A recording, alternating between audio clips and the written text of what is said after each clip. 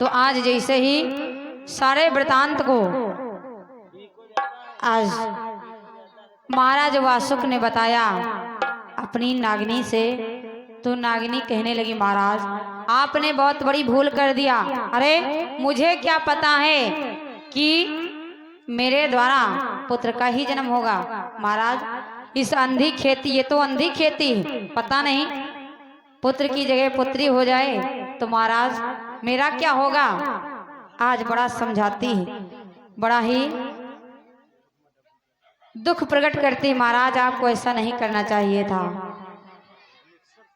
तो आज समझाने लगी, यदि तुमने इस प्रकार से कह ही डाला है कि मैं पुत्री का विवाह हो, पुत्री हो चाहे पुत्र हो, लेकिन मैं उसके वहां विवाह करने के लिए नहीं जाऊंगा। अब तो विचार करिए, मित्र का भाव निभाते हैं, मित्रता रखते हैं, लेकिन अंदर से नहीं, ऊपर ऊपर ऊपर दिखावटी में मित्र हैं और अंदर से पावे तो छुरी भोंक दे। इस प्रकार की मित्रता करने से क्या फायदा। इधर नागिनी समझाने लगी और कहने लगी, हे नाथ आपको ऐसा नहीं करना चाहिए था, पता नहीं अब क्या होगा, लेकिन ठीक है जो तुमने इस प्रकार से कह डाला है तो कोई बात नहीं। और उस पार ब्रह्म परमेश्वर के चरणों में यदि तुम्हारी भक्ति लगन भाव होगी तो अवश्य ही तुम्हारे कष्टों का निवारण होगा। क्यों? क्योंकि जैसे देवराज इंद्र को अहंकार आ गया था, तो उनके अहंकार को तोड़ने के लिए प्रभु ने 7 दिन तक छुंगली पर गोवर्धन पर्वत को धारण किया, लेकिन जब उसका अहंकार टूटा तो सटाक से इधर चरणों में निवेदन करने लगा, महाराज मुझे क्षमा करिए, मैं आपसे ऊपर कहा, मैं आपसे आगे कहा। आज समझाने लगी और कहने लगी कि महाराज विचार करिए, देवी द्रौपदी के ऊपर किस प्रकार का कष्ट आया, मुसीबत आई, तो उन्होंने भी अपने सभी आज पतियों से निवेदन करती है, पतियों की तरफ आवाज लगाते हैं, लेकिन उस समय उसकी रक्षा करने वाला कोई नहीं मिलता है। तो परम पिता परमेश्वर की ही शरण में गई, उसका उद्धार हुआ। कैसे कि द्रौपदी पर विपदा पड़ी, तेरे श्री रघुवीर और संकट में साथी भये, बढ़ाए दियो है चीर। याद करिए, जब देवी द्रौपदी के ऊपर कष्ट आया, मुसीबत आई, तो इधर देवी द्रौपदी बीच सभा में खड़ी हुई है और दुशासन उसकी साड़ी को खींच रहा है, साड़ी खींच रहा है। क्यों? अपना बदला लेने के लिए। और सभी समाज बैठी हुई है, महाराज 5 पांडव बैठे हुए हैं, धृतराष्ट्र, अरे अनेक ऋषि गंधर्व सभी बैठे हुए हैं, लेकिन आज उसकी सहायता रक्षा करने वाला कोई नहीं। सभी से निवेदन करती है कि महाराज ये क्या, आज तक हमारे शरीर को किसी ने, हमारे मुख को किसी ने देखा नहीं, और आज इस भरी समाज में मेरी साड़ी को दुशासन खींच रहा है, और हमारे भीम जैसे पति बैठे हुए हैं, अर्जुन जैसे पति बैठे हुए हैं, और ये सभी लोग हमारी इस दुर्गति को देख रहे हैं, कोई आज मेरी सहायता करने वाला नहीं है। आज कहने लगी, किसको याद करने लगी? पार ब्रह्म परमेश्वर को, कि कहाँ जा छुपे हो ओ प्यारे कन्हैया। बुलाने लगी कि महाराज ये इन लोगों ने मेरी सहायता नहीं किया, तो क्या आप भी इस प्रकार से मुख मोड़ करके चले जाएंगे? महाराज सुनिए कि कहाँ जा छुपे हो ओ प्यारे कन्हैया, यहाँ लाज मेरी लुटी जा रही है। कहाँ जा छुपे हो ओ प्यारे कन्हैया, यहाँ लाज मेरी लुटी जा रही है।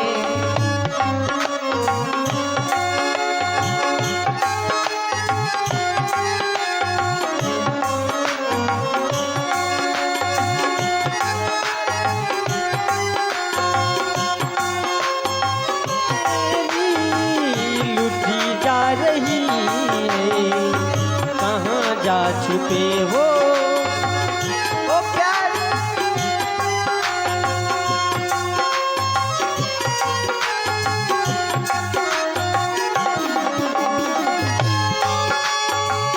कहाँ जा छुपे हो ओ प्यारे कन्हैया, कहाँ जा छुपे हो ओ प्यारे कन्हैया।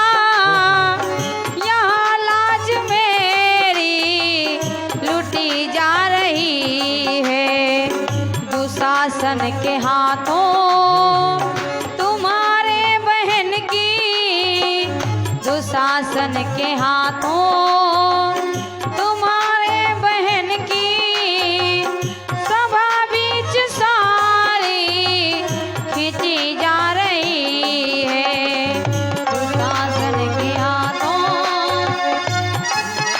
बहन की यहाँ पर साड़ी खींची जा रही है। छुपे हो ओ प्यारे कन्हैया, यहाँ लाज मेरी लुटी जा रही है।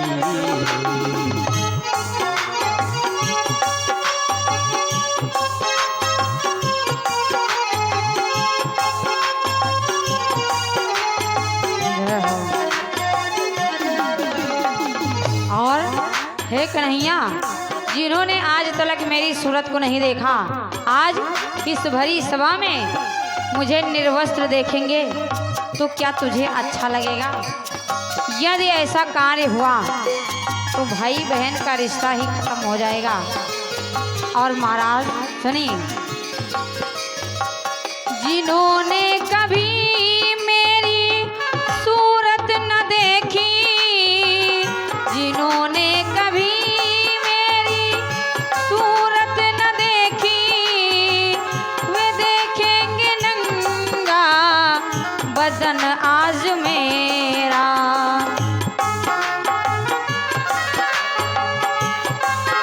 न देखी वो देखेंगे मेरा बदन आज नंगा। जिन्होंने कभी मेरी सूरत न देखी, वे देखेंगे नंगा बदन आज मेरा। ओ जल्दी बचा लो आके मुरारी, जल्दी बचा लो आके मुरारी। ये महलों की रानी लुटी जा रही है, कहाँ जा छुपे हो प्यारे कन्हैया, यहाँ लाज मेरी लुटी जा रही है। कहाँ जा छुपे हो ओ प्यारे कन्हैया, यहाँ लाज मेरी लुटी जा रही है।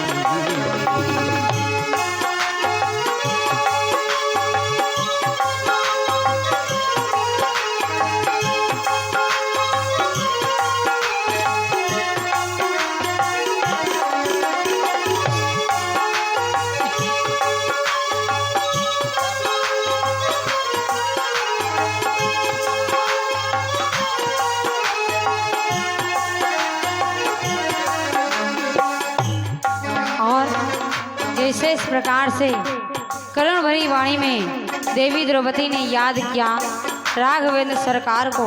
हे प्रभु, याद करिए, विचार करिए, जब आपकी उंगली कट गई थी तो मैंने अपनी साड़ी को फाड़ करके तुम्हारी उंगली में बांधा था, तो आपने कहा था हे बहना, मैं ये आशीर्वाद दे रहा हूँ तेरी जिंदगी में कभी इस वस्तु की कमी नहीं होने दूंगा। और प्रभु, यदि आज आप नहीं आए मेरी लज्जा बचाने के लिए तो बड़ी हानि हो जाएगी। और प्रभु, आप इस सारे संसार में कहीं मुख दिखाने के लायक नहीं बचेंगे। तो पार ब्रह्म परमेश्वर ने किस प्रकार से अपने भक्तन की रक्षा किया, भाव बतलाया क्या। बढ़ा चीर जिस छाड़े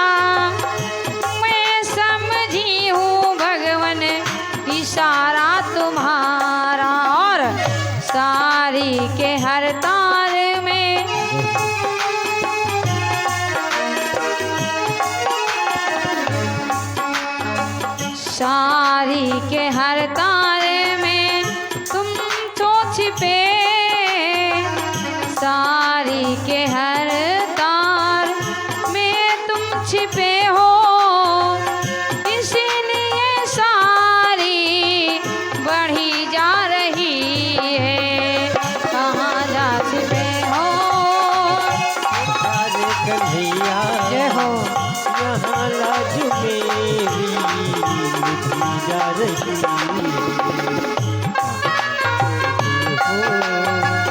ओ प्यारे कन्हैया, यहाँ लाज मेरी लुटी जा रही।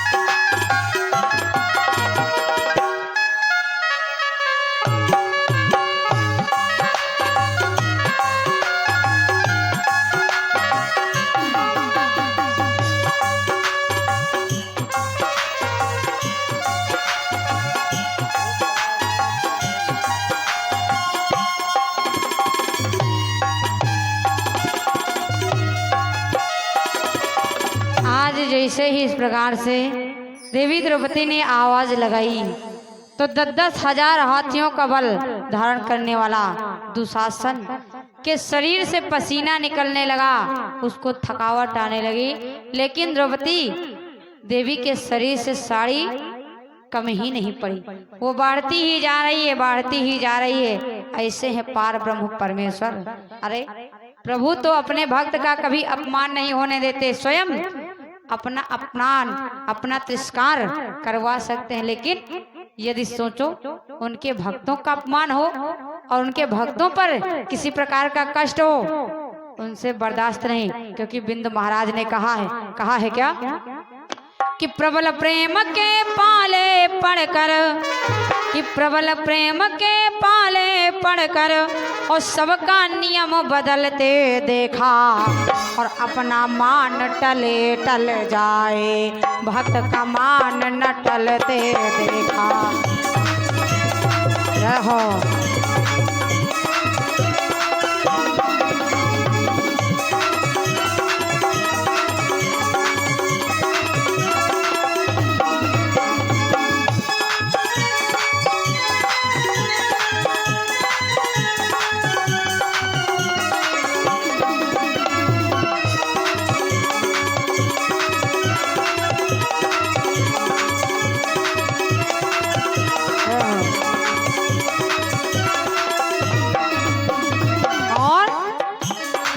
जिनके चरण कमल लक्ष्मी के आसन से न निकलते देखा।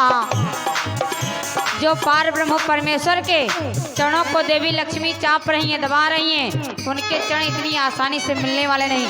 आज वही राघवेंद्र सरकार कंकरीली पथरीली रास्ताओं पर चल रहे हैं। कैसे?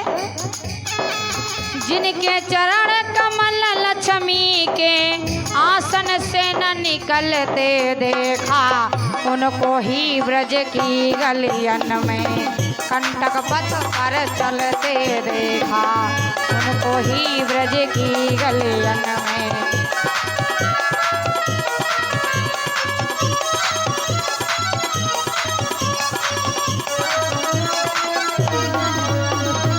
आज इस प्रकार से पार ब्रह्म परमेश्वर अपने भक्तों की लज्जा, अपने भक्तों की सहायता करने वाला, स्वयं दुख भोग सकता है और अपना तिरस्कार इस संसार में करवा सकता है। लेकिन सोचो उसके भक्तों का अपमान हो, उसके भक्तों को कष्ट मिले, तो ये उससे बर्दाश्त नहीं। आज देवी द्रौपदी की रक्षा किया 10,000 हाथियों का बल धारण करने वाले दुशासन हार गए, हताश हो गए, निराश होकर के बैठ गए। और फिर इधर देवी द्रौपदी भगवान के नाम को स्मरण करते हुए अपने महलों को प्रस्थान कर गई। आज वही बात इधर नागिनी अपने पति से समझा रही। इसलिए हे महाराज, आप निराश मत होइए, आप उदास मत होइए, इस प्रकार से धैर्य को खोइए नहीं। यदि आपके हृदय में भगवान के प्रति सच्ची लगन लगी होगी, तब आपके भी कष्टों का निवारण होगा। लेकिन कहते हैं कि होई है सोई जो राम रच राखा, और को कर तर्क बढ़ावे शाखा। कार्य वही होगा जो उस पार ब्रह्म परमेश्वर को मंजूर होगा। इधर धीरे धीरे समय आगे बढ़ा, और जब समय आगे बढ़ा तो हुआ क्या कि यही विधि बीती गयो कछु काला।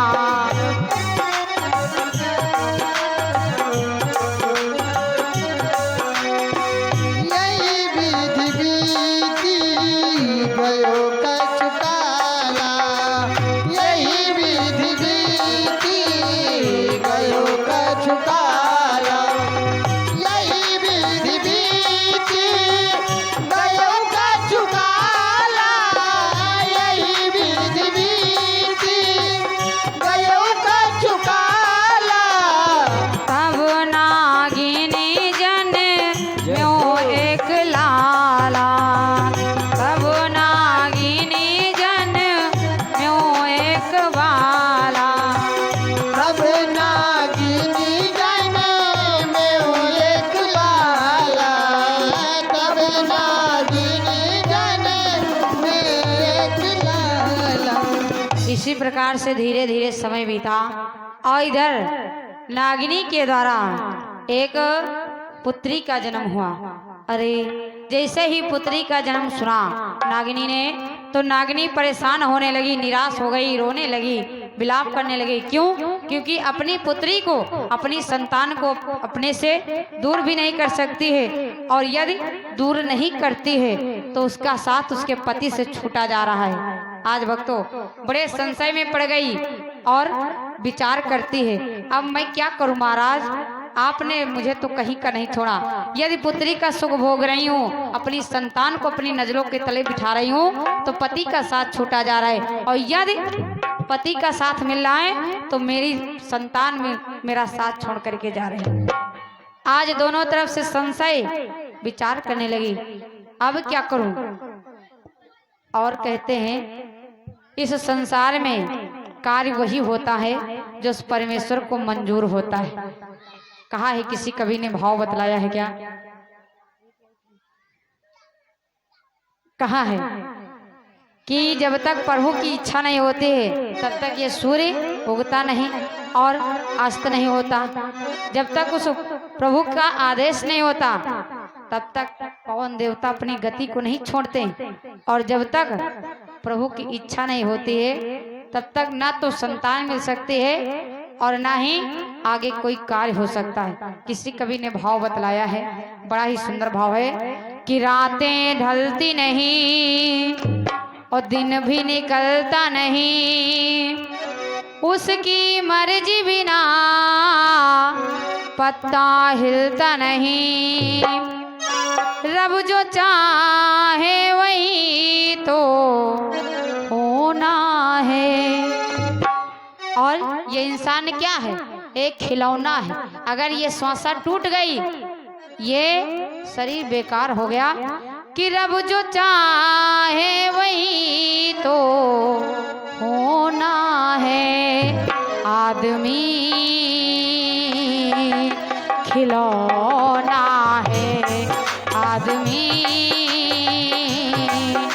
खिलौना है।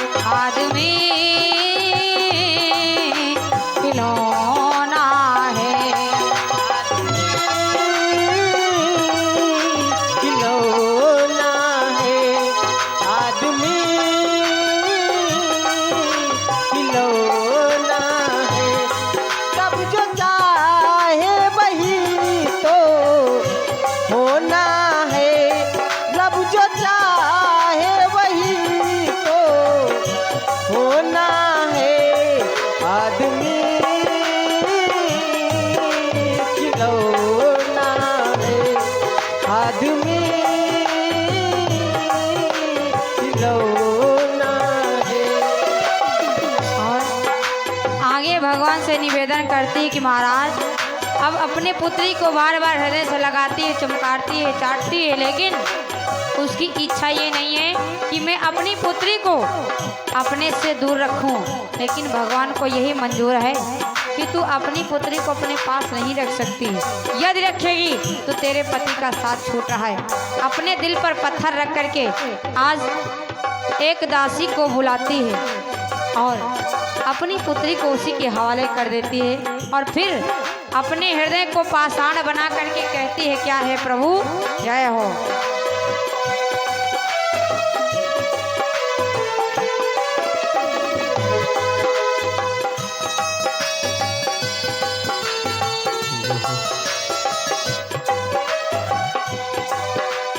जीना है हंस के हमें जीवन का हर पल, कोई ना जाने यहाँ क्या हो जाए कल। जीना है हंस के हमें जीवन का हर पल, कोई ना जाने यहाँ क्या हो जाए कल। हाँ, जीना है हंस के हमें जीवन का हर पल, कोई ना जाने यहाँ क्या हो जाए कल। हर ख्वाब यहाँ पर संजोना है, हर ख्वाब यहाँ पर संजोना है, आदमी खिलौना है, आदमी खिलौना है आदमी खिलौना।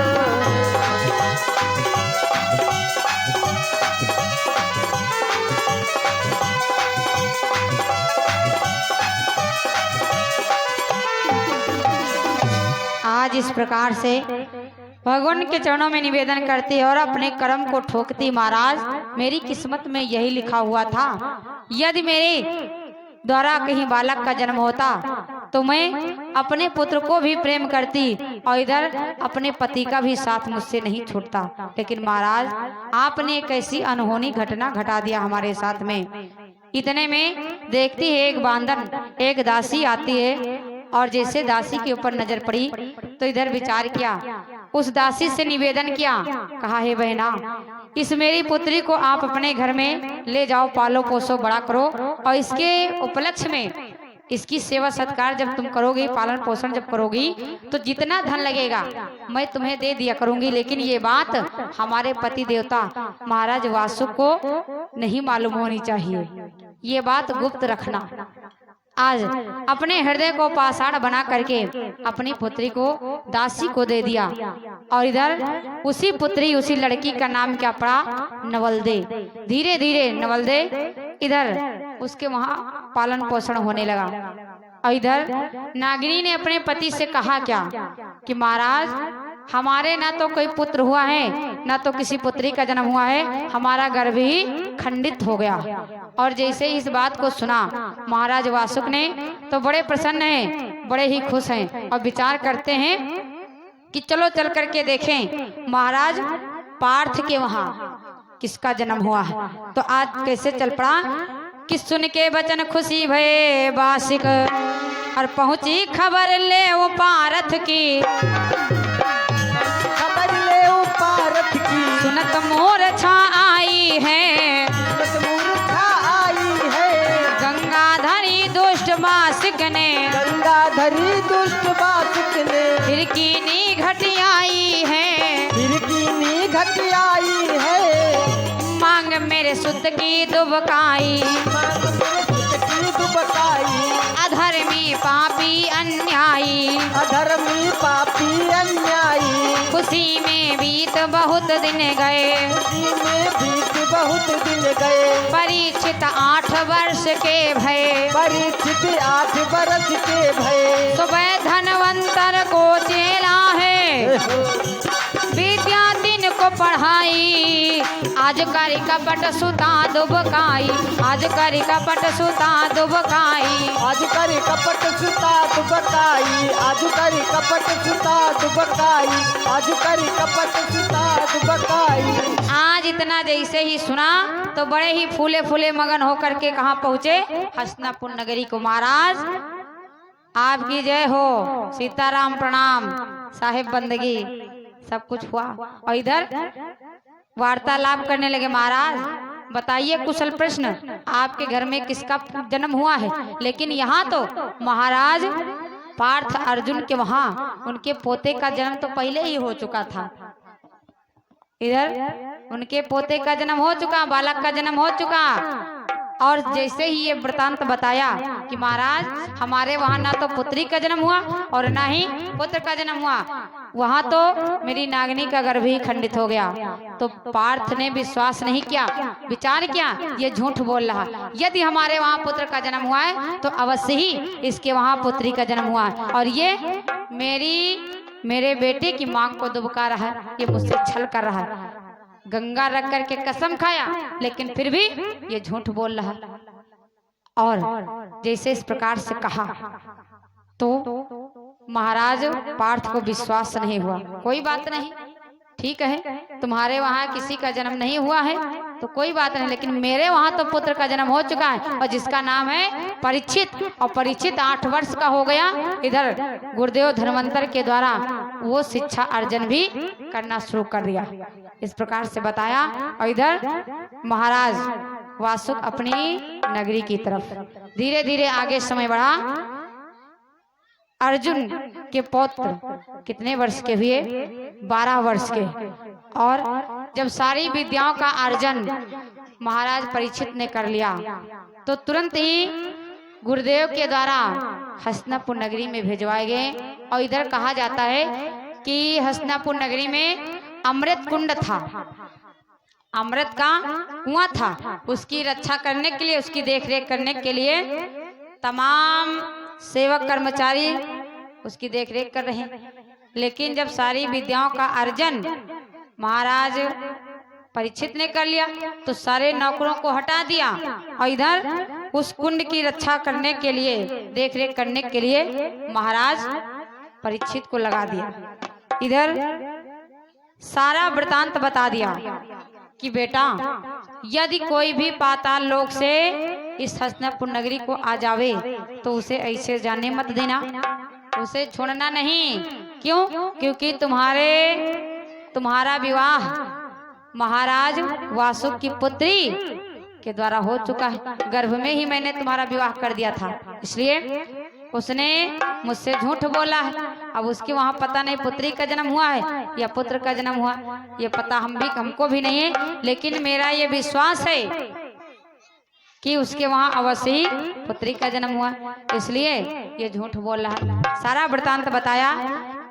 और इधर कुंड की रक्षा करने के लिए अर्जुन को लगा दिया। धीरे धीरे समय आगे बढ़ा।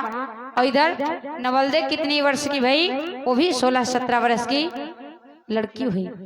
एक दिन मासिक क्रिया से निवृत्त होकर के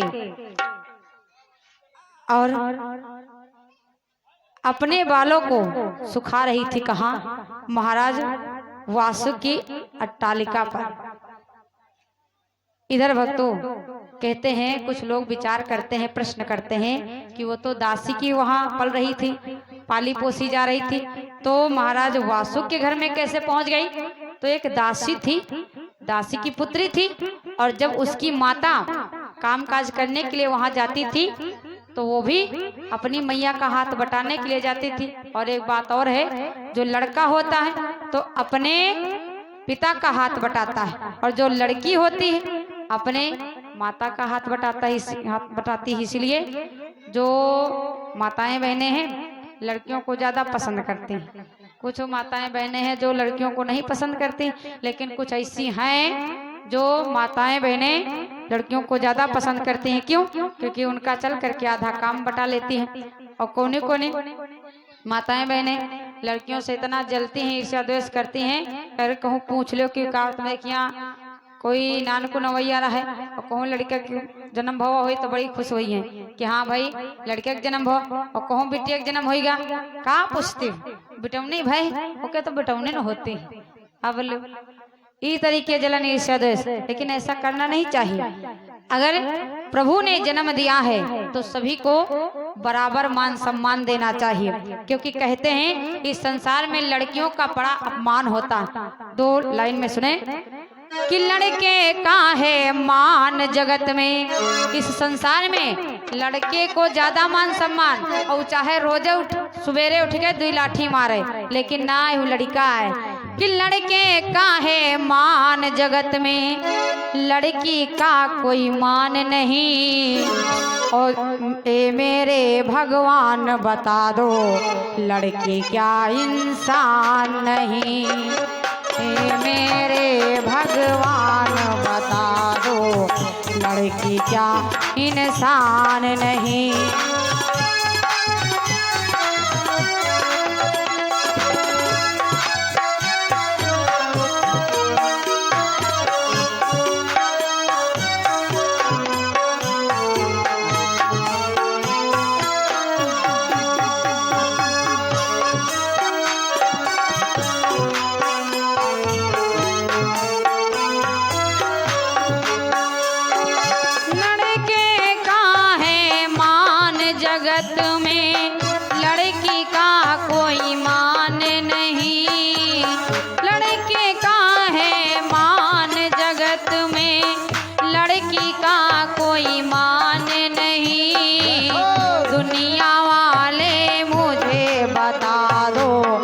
लड़की क्या इंसान नहीं, दुनिया वालों मुझे बता दो लड़की क्या इंसान नहीं, दुनिया वालों मुझे बता दो लड़की क्या इंसान नहीं।